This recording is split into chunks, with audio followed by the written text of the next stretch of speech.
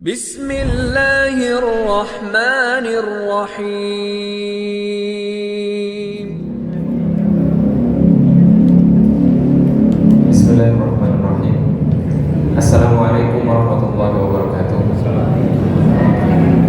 Sebelum kita memulai kajian kita pada kesempatan kali ini, mari kita sama-sama membaca Al-Fatihah. Kita khususkan untuk Al-Imam Al-Ghazali dan seluruh para guru kita, seluruh orang tua kita, dan untuk kita semuanya dan seluruh keluarga kita.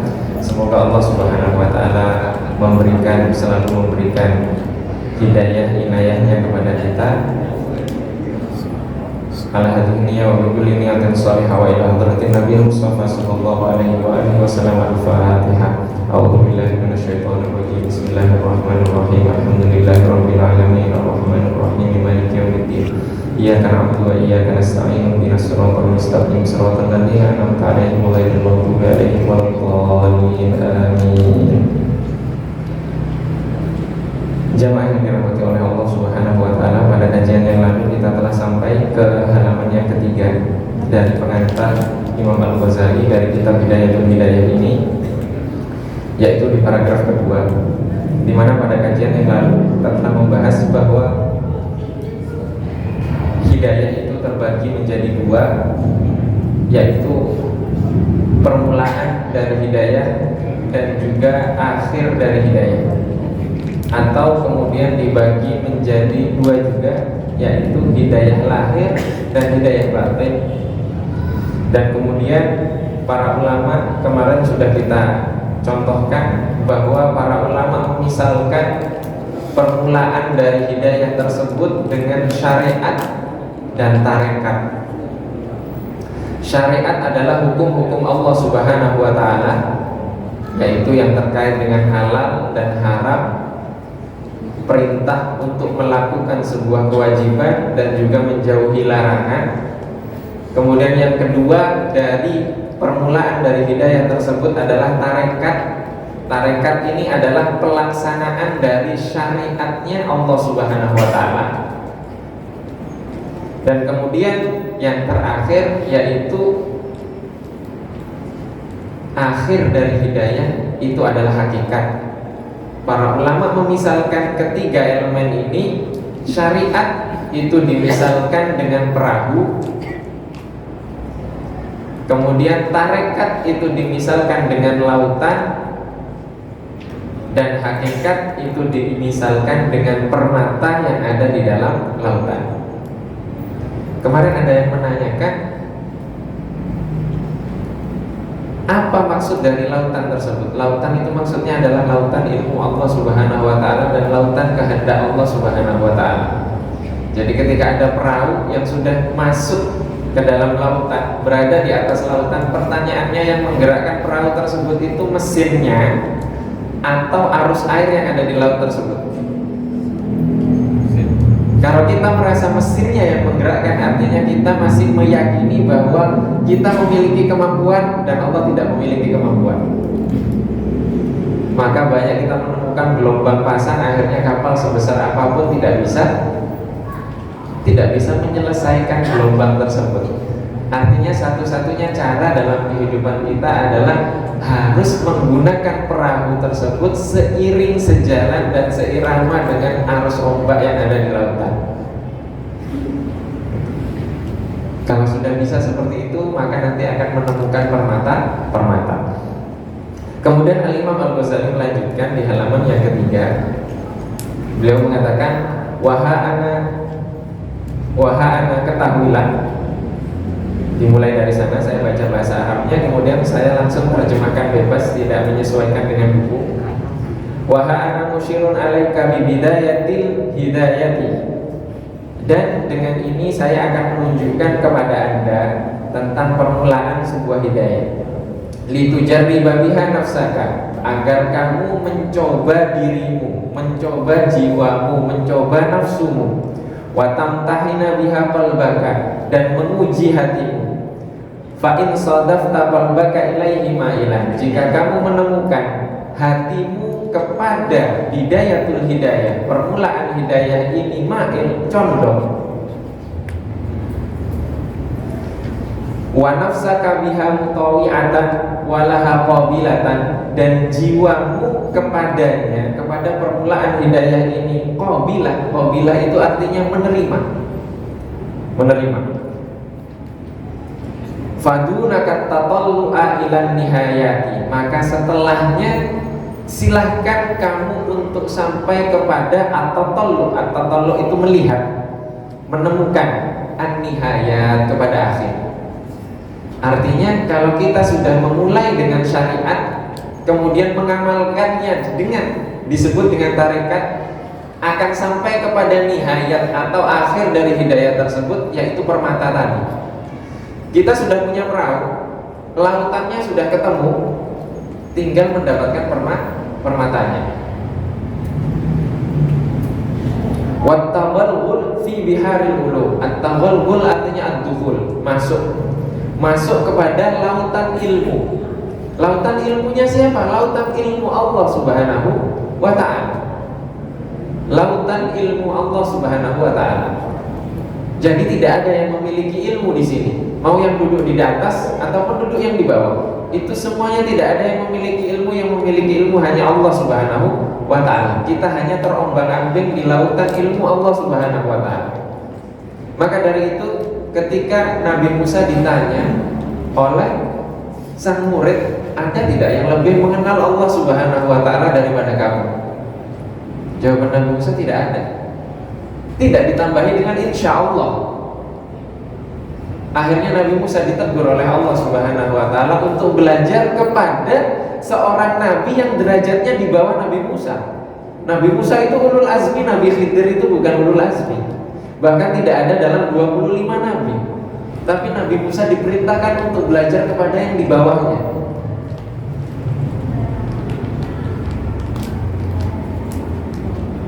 Kemudian apa? Nabi Musa diperintahkan untuk mencari Nabi Khidir bersama sang murid. Muridnya siapa? Muridnya namanya Nabi Yusha, penerus Nabi Musa itu. Nabi Yusha namanya. Itu tidak ada di 25 nabi, adanya di hadis. Cerita-ceritanya ada di hadis.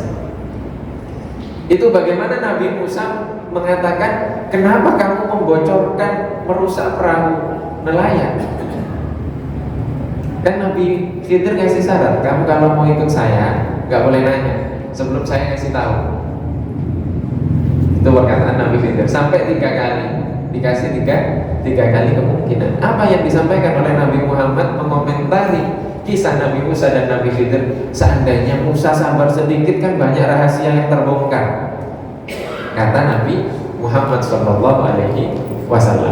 Itu Allah Subhanahu wa ta'ala ingin mengajarkan kepada Nabi Musa bahwa di atas langit masih ada langit. Di atas orang yang berilmu ada yang maha mengetahui, yaitu Allah Subhanahu wa ta'ala. Dan kami masih banyak menemukan guru-guru kami yang itu secara keilmuan itu di bawah kami, tapi ilmunya ketika menyampaikan itu jauh, kami gak pernah membaca itu. Dan kalau ditanya setelah pengajian, beliau jawabnya, saya nggak tahu ilmu saya itu dari mana. Jadi kita tidak ada permusuhan dengan kebenaran. Kebenaran itu semuanya datang dari Allah Subhanahu wa ta'ala. Maka ujian paling berat adalah ketika syaitan diperintahkan oleh Allah Subhanahu wa ta'ala untuk bersujud kepada Nabi Adam. Kenapa diperintahkan bersujud? Karena Allah Subhanahu wa ta'ala yang memberikan ilmu kepada Nabi Adam. Wa 'allama Adamal asma'a kullaha. Jadi sujudnya iblis itu, sujudnya setan itu diperintahkan agar sujud bukan kepada Nabi Adam, tapi kepada ilmu Allah yang dititipkan kepada Nabi Adam, sehingga Nabi Adam menjadi nabi pertama di dunia ini. Maka ada cerita di masanya Nabi Musa, iblis itu mau taubat. Musa tanyakan kepada Allah Subhanahu wa ta'ala, bisa tidak saya taubat? Allah jawab ke Nabi Musa, boleh, bisa diterima taubatnya, tapi syaratnya satu. Apa? Sujud di kuburannya Nabi Adam. Setannya jawab, Adam masih hidup saja saya nggak mau sujud, apalagi sudah mati, katanya. Akhirnya nggak dapat. Jadi di sini kesombongan, maka semuanya itu harus dihilangkan kesombongan di dalam diri kita. Kemudian dilanjutkan oleh Imam Al-Ghazali di sini at-tawallul fi biharil ulum. Jadi masuk ke dalam lautan ilmu yang sudah tidak ada batasnya. Maka ilmu di sini bisa keluar dari siapa saja. Bisa keluar dari siapa saja, tidak ada musuh kita dengan ilmu tersebut. Ketika ke Maroko, Al-Fakir diminta oleh guru kami untuk ziarah ke makam namanya Syekh Abdul Aziz Dabbagh. Syekh Abdul Aziz Dabbagh ini buta huruf tapi punya tafsir. Dan tafsirnya itu namanya tafsir Ibris. Silahkan dicari, kayaknya sudah diterjemah oleh Kiai Haji Gusmus Ali Mustafa Bisri, sudah diterjemah. Itu tafsir sulit sulit, kita tidak bisa memahaminya kecuali itu bukan dari manusia. Tafsir itu bukan dari manusia tapi langsung. Itu namanya ilham. Nah, di sini fungsi ilmu bagaimana? Fungsi ilmu itu adalah menimbangnya sesuai dengan Al-Quran, menimbangnya sesuai dengan hadis, menimbangnya sesuai dengan fikih, menimbangnya sesuai dengan ilmu akhlak, menimbangnya sesuai dengan ilmu akidah. Ada yang bertentangan tidak? Buktinya tidak ada yang bertentangan. Dan kebanyakan hal-hal seperti itu terjadi. Gurunya Syekh Sya'roni, namanya Syekh Ali Al-Khawas. Syekh Ali Al-Khawas buta sejak lahir, tapi punya tafsir. Punya tafsir. Kegiatannya setiap hari apa? Setiap hari tinggal di musola lah kalau kita. Namanya zawiyah kalau di sana. Zawiyah. Ketinggalnya di zawiyah, tukang bersih-bersih, kemudian tiap malam mengumpulkan anjing-anjing dan kucing-kucing yang ada di sekitarnya, kemudian dikasih makan. Itu saja. Tapi bisa menafsirkan Al-Quran. Tapi itu 1001 seperti itu.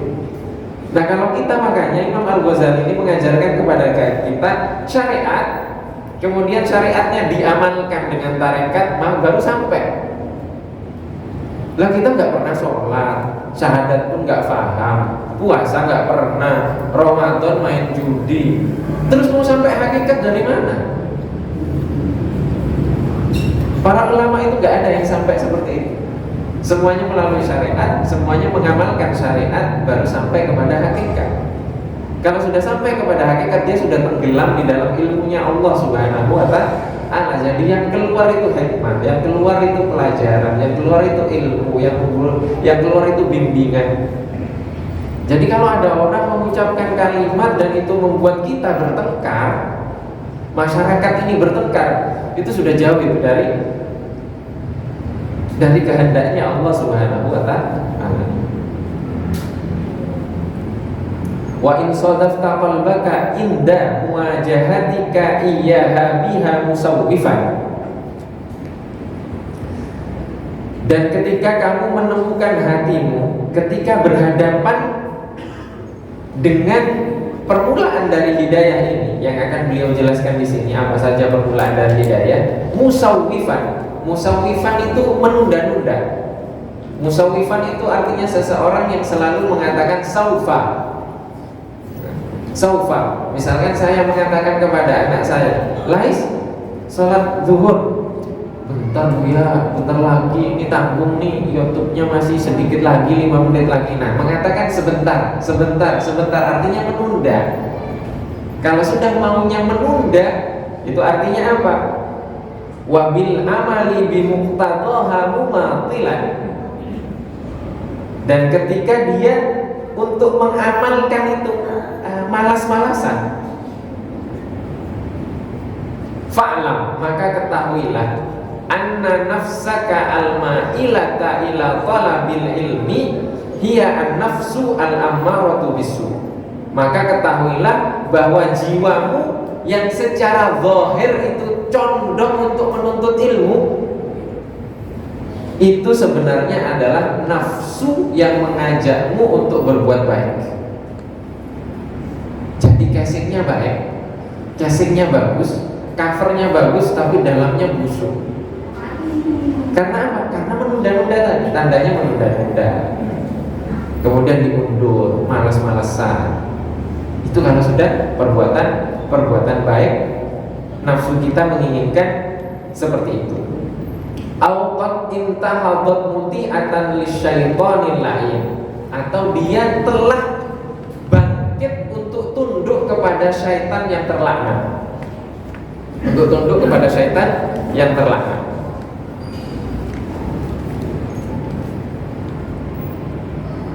Liyudalliyaka bihabli wururihi, untuk menunjukkan kepadamu dan gurur itu artinya menipu kita, memperdaya kita. Fayastadrijaka bimakidatihi ila ghamratil halal, dan kemudian memasukkanmu ke dalam tipu dayanya untuk masuk ke dalam kebinasaan. Jadi kalau kita seolah-olah condong ini, seolah-olah menerima permulaan dari hidayah ini, tapi kemudian kita undur-undur, kita malas-malasan, kemudian kita tidak menyegerakan diri. Artinya kita tunda keinginan tersebut, jiwa kita ini mengajak kita kepada tunduk kepada syaitan yang terlaknat. Wa yastadrijaka, istidraj itu artinya memasukkan kita kepada kebinasaan. Istidraj di sini arti dalam ulama ada namanya mukjizat. Mukjizat itu sesuatu yang bertentangan dengan kebiasaan yang terjadi kepada seseorang, dan seseorang tersebut adalah nabi atau rasul. Itu namanya mukjizat. Kalau terjadi kepada hamba Allah yang soleh, itu artinya karomah. Tapi ketika terjadi kepada hamba Allah yang selalu bermaksiat tapi diberikan keistimewaan oleh Allah Subhanahu wa taala, itu namanya istidraj. Istidraj itu artinya Allah mengakhirkan keburukannya tapi menutupi dengan kebaikan, sehingga dia tidak merasa bahwa itu ujian dari Allah. Artinya Allah menguji dia. Bagaimana Allah ridho dengan kemaksiatan yang dia lakukan dengan menutupinya dengan kebaikan. Agar apa? Agar dia tetap di atas kemaksiatan. Jadi Allah ridho kepadanya untuk berbuat maksiat. Ada yang mau seperti itu? Tidak ada. Artinya akhirnya bisa dipastikan itu su'ul khatimah. Bukankah di dalam hadis sahih di Arba'in Nawawi ada diceritakan bahwa ada seorang hamba yang dia taat dari awal hidupnya, sisa dengan kematian itu satu jengkal, tiba-tiba meninggalnya su'ul khotimah. Kok bisa? Artinya bermasalahnya di mana? Masalahnya di lahirnya, amaliyah yang dia lakukan? Bukan. Masalahnya di batinnya. Dia tidak ikhlas melakukan itu. Dia tidak ikhlas mengajar. Dia tidak ikhlas belajar. Dia tidak ikhlas beribadah. Dia tidak ikhlas bekerja. Dia tidak ikhlas menjadi pemimpin. Dia tidak ikhlas menjadi rakyat. Dia tidak ikhlas menjadi menteri. Dia tidak ikhlas menjadi ini. Ada niat-niat lain di balik itu. Meskipun covernya pakai baju seperti ini, pakai peci seperti ini, ditambah sorban plus kitab dibuka di depannya, tapi ada niat di balik itu yang tidak ada yang tahu kecuali Allah Subhanahu wa taala. Sehingga kemudian di akhir Allah membukakan itu dalamannya, meninggal dalam su'ul khatimah. Begitu juga dikisahkan di dalam hadis tersebut, seorang hamba yang kerjanya maksiat terus, tapi di akhir tobat masuk surga. Nah, kita maunya yang terakhir ini, maksiat terus, nanti 5 menit sebelum meninggal saya tobat, sholat tobat. Siapa yang tahu? Kalau koma di rumah sakit kena corona, nggak ada yang bisa menemani kecuali dokter, itu pun melihatnya dari CCTV. Siapa yang bisa memastikan? Tidak ada. Maka di sini diuji dengan permulaan dari hidayah, kita bisa sabar tidak? Kita bisa menerima tidak? Agar sampai kepada husnul khotimah tadi.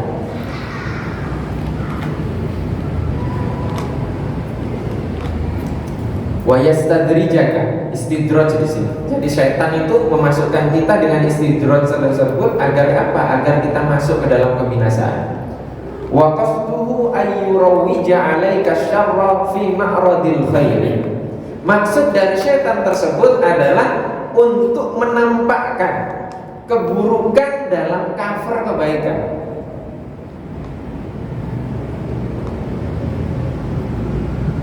Jadi buruk tapi casingnya itu baik. Casingnya itu baik. Ini saya pernah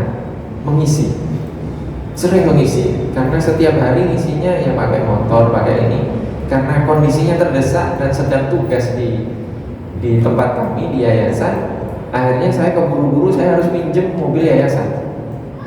Mobil yayasan itu mobilnya Pajero. Waktu naik sering ketemu dengan orang tersebut, tapi ketika saya naik motor dia manggilnya biasa Ustaz saja, Ustaz. Tapi ketika bawa Pajero dia manggilnya Masya Allah Kiai.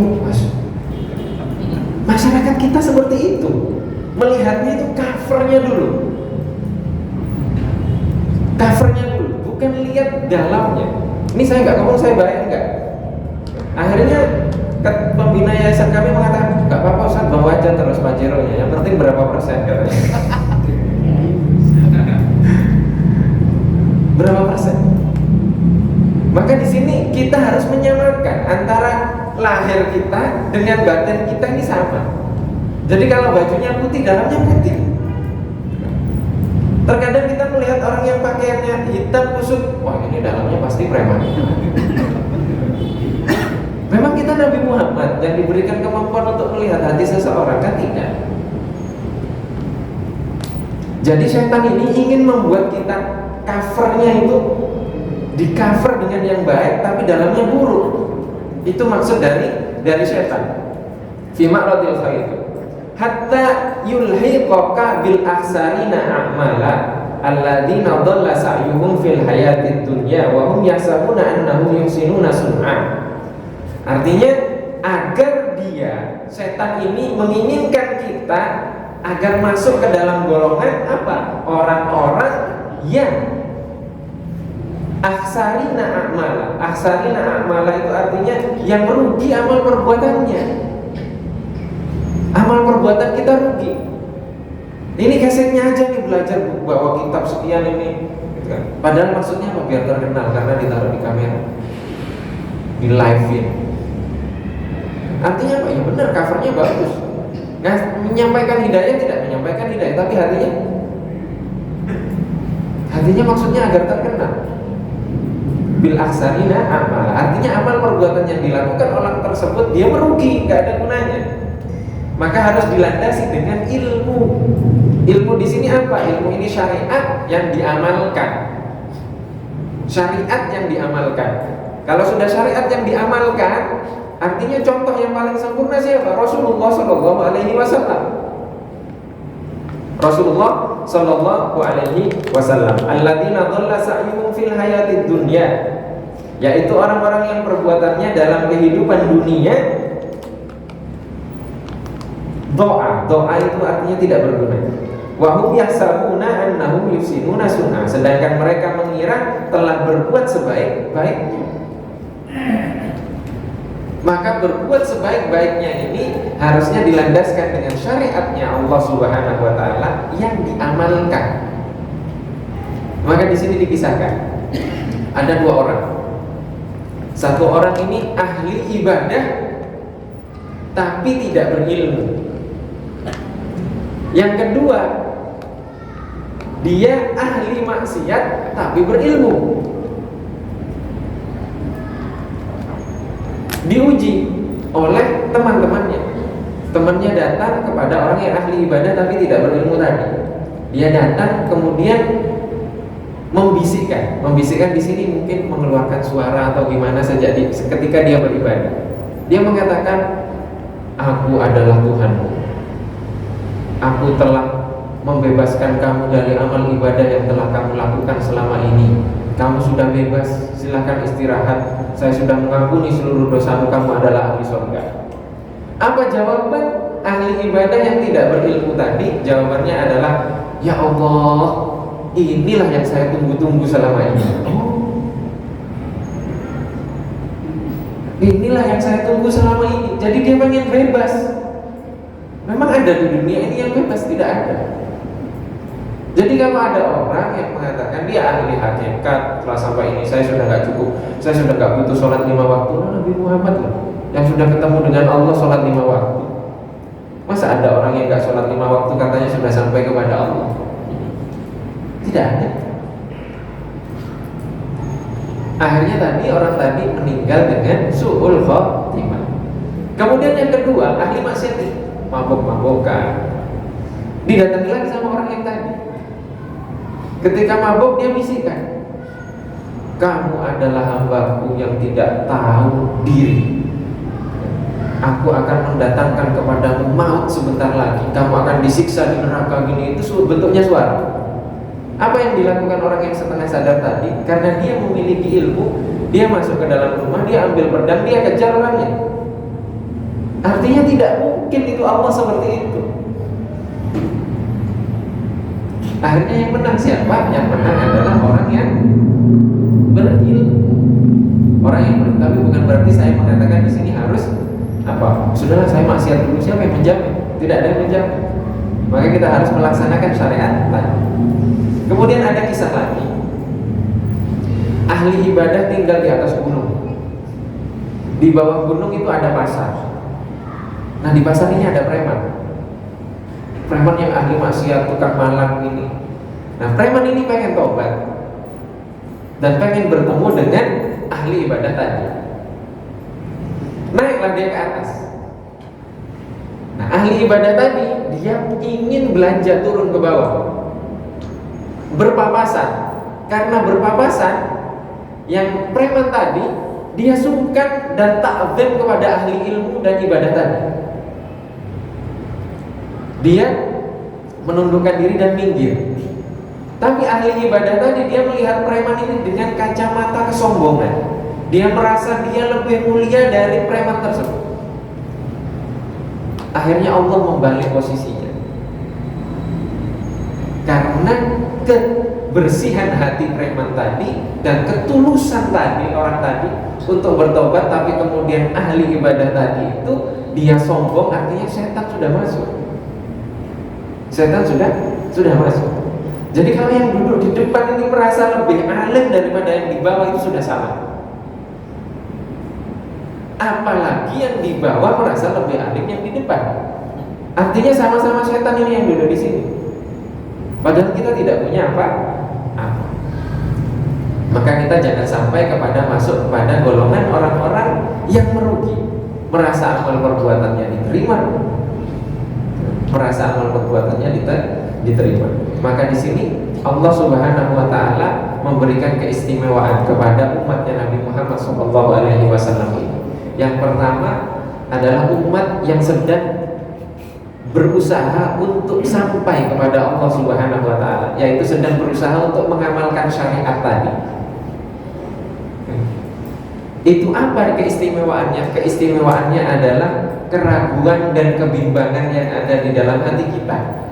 Apakah amal ibadah kita, sholat kita, zikir kita, wirid kita, bacaan Al-Quran kita itu diterima oleh Allah Subhanahu wa taala? Maka karena kebimbangan itulah maka membuat kita terus berusaha, sehingga Allah menjadikan itu sebagai sebab untuk kita terus berjalan di atas Allah Subhanahu wa taala, di atas syariat Allah Subhanahu wa taala.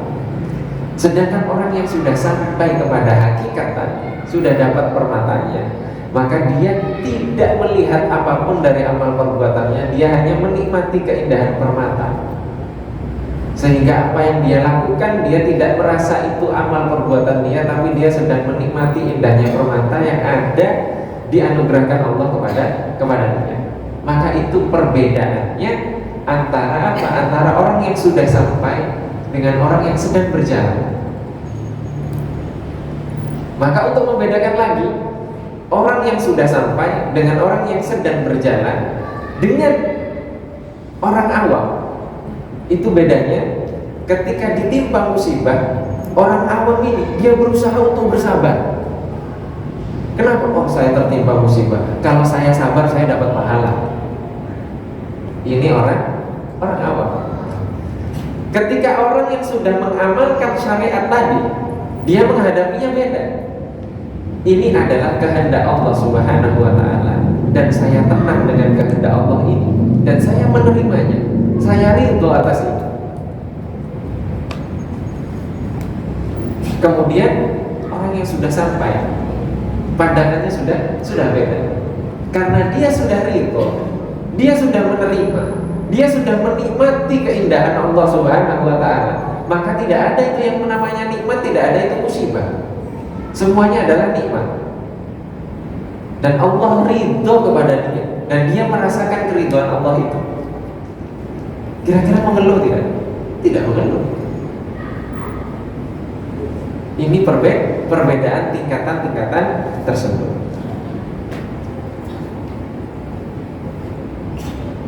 Wa inda dzalika, dan ketika itu yatlu 'alaika syaitanu fadlal ilmi wa darajatal ulama, dan ketika itu syaitan membisikkan kepada kita yang sedang berjalan menuntut ilmu ini, dibisikkan kepada kita apa? Fadlal ilmi, keutamaan ilmu, wa darajatal ulama, dan derajat ulama.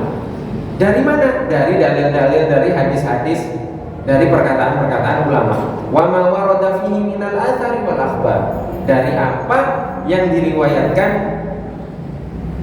dari perkataan Rasulullah, perkataan sahabat, dan perkataan tabi'in tentang keutamaan ilmu dan derajat para ulama. Salah satunya adalah yang dibisikkan ke setan ke telinga kita adalah sabda Rasulullah SAW, nadhratun ilal alimi ahabbu ilayya min ibadati sanatin siyamuha wa qiyamuha. Melihat ke wajah orang yang berilmu, orang yang alim, itu lebih aku cintai, kata Rasulullah, daripada ibadahnya orang dalam 1 tahun, yaitu sholat malamnya dan puasanya. Jadi puasa 1 tahun dan sholat malam 1 tahun itu lebih, Rasulullah lebih memilih melihat kepada wajahnya orang alim. Jadi dibisikkan itu. Kalau kita sudah sampai kepada derajat penuntut ilmu, itu setan bisikin. Itu sekarang jamaah yang duduk di depanmu itu sedang melihat ke wajahmu. Melihat ke wajahmu itu lebih baik daripada beribadah 1 tahun. Coba. Akhirnya apa? Tumbuh kesombongan di hati kita. Kalau sudah sombong, akhirnya ilmunya lupa semuanya karena persiapan. Ilmunya bukan dari Allah, tapi dia menyandarkannya ke diri kita sendiri. Dan kemudian Rasulullah SAW juga bersabda, innal amalal qalila ma'al ilmi yanfa, wa innal amalal katsira ma'al jahli la yanfa. Amal perbuatan yang sedikit yang dilandasi dengan ilmu itu bermanfaat, tapi amal perbuatan yang banyak tanpa dilandasi dengan ilmu itu tidak bermanfaat.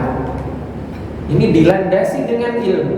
Maka kita merasa ketika dibisikkan itu, kita merasa amal perbuatan kita yang paling benar. Dan saya tidak sekali 2 kali mendengarkan di sini ada beberapa yang mengisi kemudian mengatakan apa?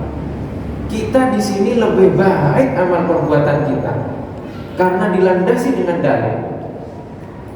Banyak itu habaib, banyak itu ulama di luar sana, itu amal perbuatannya tidak dilandasi dengan dalil.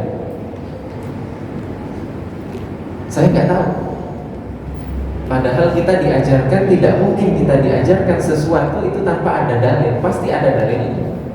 Tapi karena masyarakat hanya ingin mengamalkan, tidak ingin mendalami dalilnya, maka tidak butuh dijelaskan dalilnya.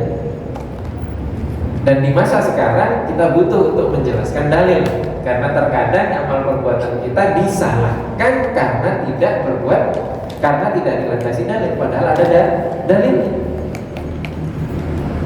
Maka sekarang inilah waktunya kita untuk belajar sehingga tidak saling menyalahkan, tidak saling merasa paling benar. Ini pertanyaannya, kalau kita semuanya merasa paling benar, bisa kan? Nabi Khidir datang ke masjid ini Yang dilakukan Nabi Khidir berbeda dengan yang kita lakukan. Terus kita menyalahkan, kamu siapa kesini? Kok kamu kayak gitu? Itu kita ngomong ke Nabi Khidir, tapi Nabi Khidir nggak tahu. Kita yang nggak tahu. Itu bagaimana? Maka di sini kita butuh ilmu dari apa yang kita amalkan. Landasannya harus ilmu. Dan kita tidak ada musuh dengan kebenaran. Tidak ada musuh dengan kebenaran. Bagaimana kalau Nabi Isa turun? Nabi Isa itu ikut syariatnya Nabi Muhammad kan?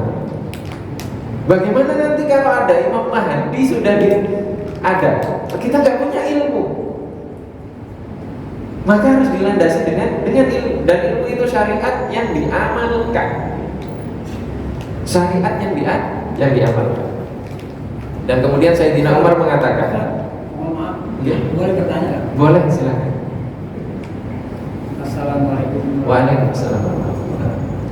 Bapak-bapak kalau ingin nanya nanti langsung aja ya. Dalam pengajian angkat tangan jadi nggak apa-apa, nggak ada masalah. Monggo Pak.